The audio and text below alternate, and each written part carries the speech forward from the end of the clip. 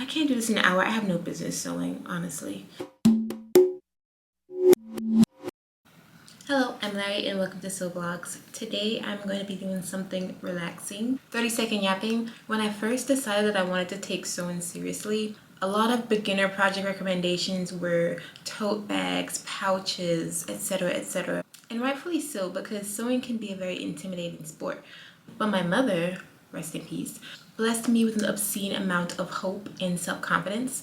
And that mixed in with a little bit of ADHD meant that those projects were not happening. Right now, I wanted something big, something that said Beyonce. However, today I'm thinking I need to calm down and, just get something small and simple done. And I could really just use a break from doing an all-day project because I get hyperfixated and you know how that works. So I made an apron pattern. Baby steps on the pattern making, okay? The fabric I'm gonna be using is this sunflower printed, I think this is cotton. I wanna say this is like a cotton fabric. I definitely know this is not polyester, that's all I can say. But I also got a yard and a half of this pink trim because I like pink. I'm just a girl, you know? So let's go and cut this pattern out and then cut the fabric. This should be an hour-long project because if I take more than an hour to do this, somebody lied about this being a beginner. Or it could just be me. If I can't do this in an hour, I have no business sewing, honestly. It's just a theory, but I think people would eat out less if everybody owned an apron. Friends, I feel like an apron just motivates you to be in the kitchen. And a cute apron makes you enjoy being in there. That's just my theory though. Yes, I'm still serial taping these together. Do you guys use craft paper or is there a wide enough paper for this? White barn candle.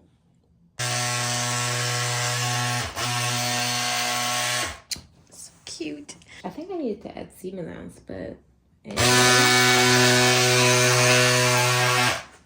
Cut this waistband that we actually have to double.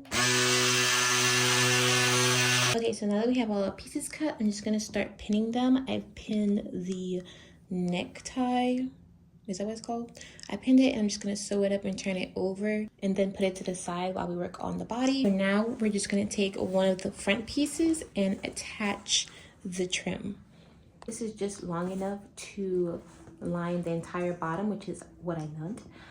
So I'm just going to attach it inwards because this is a double-sided apron. So let's pin this up.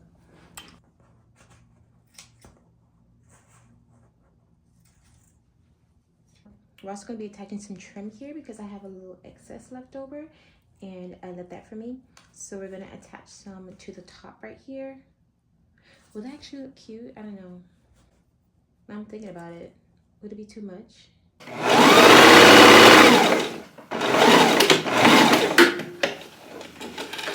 Okay, so we have the frill attached. It's already looking really cute. And now we just need to attach the pocket using the top stitch and then just sandwiching this and the other piece together. Okay, so we have our pocket sewn up. She's really cute. So now we just need to attach it.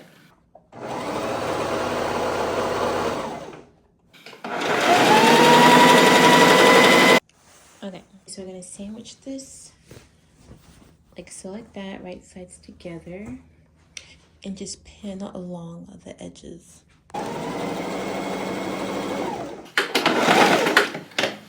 Okay, so now we have the base sewn.